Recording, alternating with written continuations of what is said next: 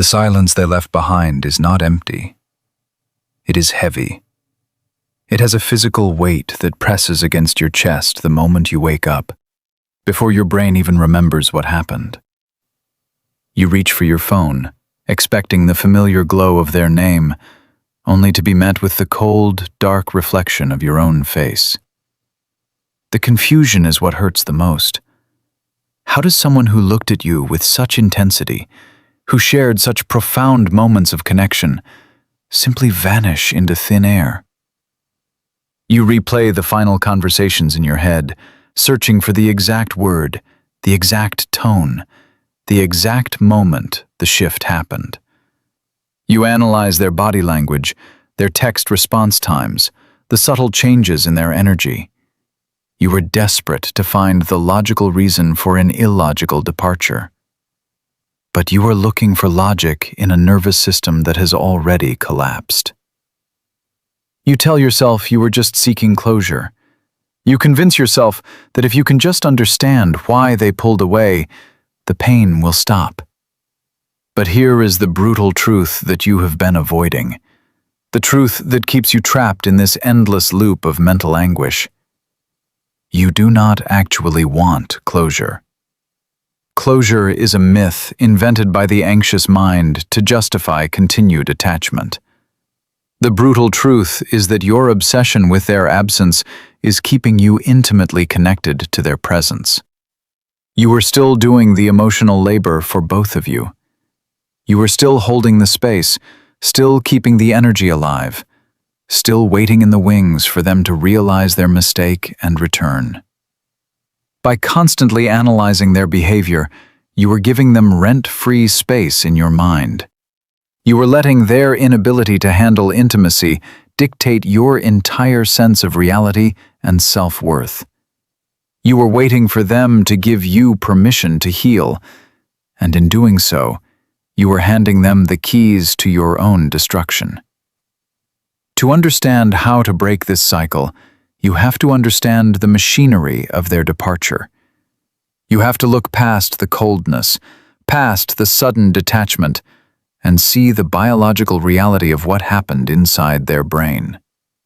When the intimacy between you deepened, when the connection became real and profound, their amygdala did not register love. It registered a threat. For the deeply avoidant mind, true emotional closeness is not a safe harbor. It is a suffocating trap. As you moved closer, their nervous system sounded a massive, blaring alarm. Cortisol flooded their bloodstream, their heart rate elevated. Their body went into a primal state of fight or flight. They were not pulling away because they were calculating or cruel.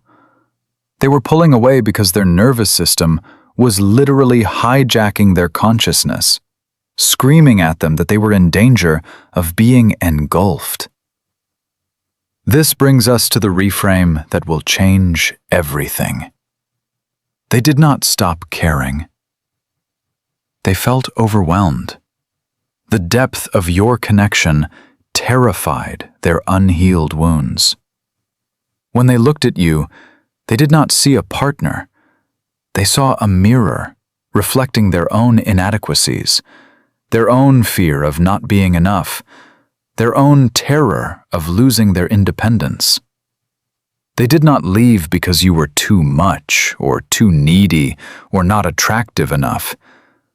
They left because their emotional capacity could not hold the ocean you were offering. They looked at the depth of what you required, and they knew, on a visceral level, that they would drown if they tried to meet you there.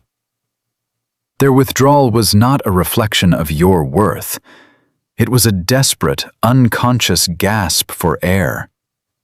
They shut down because they lacked the internal architecture to stay open.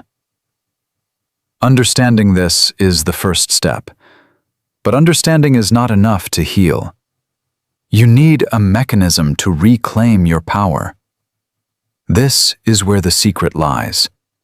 The one concept that nobody tells you about healing after an avoidant relationship. Healing is not about forgiving them. and it is not about forgetting them. Healing is about achieving a state of absolute non-reactivity. Non-reactivity is not about suppressing your emotions or pretending you do not care. It is about becoming completely untouchable. It is the profound, unshakable decision to stop responding to the phantom echoes of their behavior. When you practice absolute non-reactivity, you stop feeding the dynamic.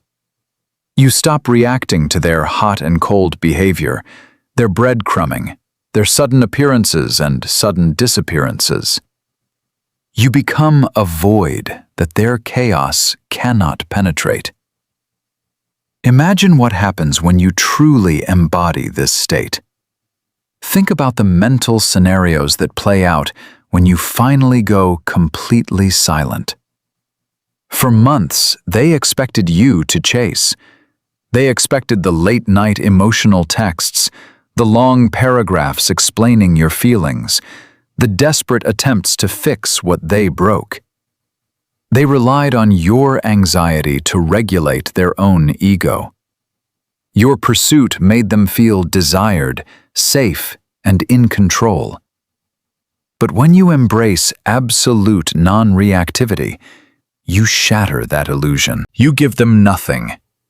No anger, no sadness, no pleading. Just a calm, impenetrable silence. At first, they feel relief. The pressure is off. But then, the dopamine loop breaks.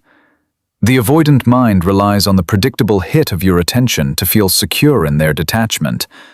When that attention vanishes, the brain experiences a sudden drop in dopamine. They start to wonder. They check your social media, looking for signs of your devastation, hoping to see that you are still pining for them. But you are not posting sad quotes. You are not acting out. You are simply living, thriving, and entirely unbothered. This is when the psychological flip begins. The phantom limb syndrome hits them. They start to feel the absence of your energy. The very intimacy they ran from suddenly feels like a warm fire they are freezing without. They start to obsess. They replay the memories, not to torture themselves, but to figure out how you could possibly move on so easily. They reach out with a casual, low-stakes text, testing the waters, waiting for the familiar rush of your eager response. But you do not give it to them. You reply with polite, detached brevity, or you do not reply at all. You do not ignore them out of spite, you ignore them out of genuine indifference. And that indifference is what drives them absolutely crazy. Because anger means you still care. Sadness means you are still attached. But indifference? Indifference means they no longer exist in your reality. The power dynamic completely inverts. The pursuer becomes the pursued. The one who ran away is now the one left staring at a closed door, wondering how they lost something so rare. They start chasing the ghost of the connection, desperately trying to recreate the feeling they threw away. But here is the warning you must heed, the trap that catches almost everyone at this exact stage. If you are practicing non-reactivity as a covert contract, you will fail. If your silence is just a louder, more manipulative way of screaming for them to notice you, they will sense it. The universe knows your true intentions, and the avoidant nervous system is highly attuned to emotional undercurrents. If your detachment is rooted in a secret hope that they will come back and validate your worth, your energy will still reek of desperation. They will feel the hook, even if they cannot see it, and they will stay away. You cannot fake absolute non-reactivity. You cannot use it as a strategy to get them back. You must actually let go of the outcome. You must reach a place where the return is no longer the goal, because the return is no longer relevant to your peace. This is the ultimate identity shift. You must transition from the person who was left behind to the person who chose themselves. You have to realize that you were never the problem. You were simply too real for someone who was living in a state of emotional avoidance. You must reclaim your nervous system. Right now, your body is still stuck in the trauma bond, waiting for the next hit of cortisol or the next drop of dopamine. You have to consciously regulate your own biology. You have to teach your body that it is safe to be alone. You do this by redirecting all that intense, focused energy back into your own life. You pour it into your purpose, your physical health, your personal growth, and your own self-worth. You stop looking at their absence as a rejection and start seeing it as a redirection. You realize that their inability to love you properly was a protective mechanism, saving you from a lifetime of walking on eggshells, of shrinking yourself to fit into their limited emotional capacity. You were meant for a love that does not require you to abandon yourself. You were meant for a connection that feels like an expansion, not a confinement. The heavy silence they left behind begins to change. It is no longer a void of loss. It becomes a sanctuary of peace.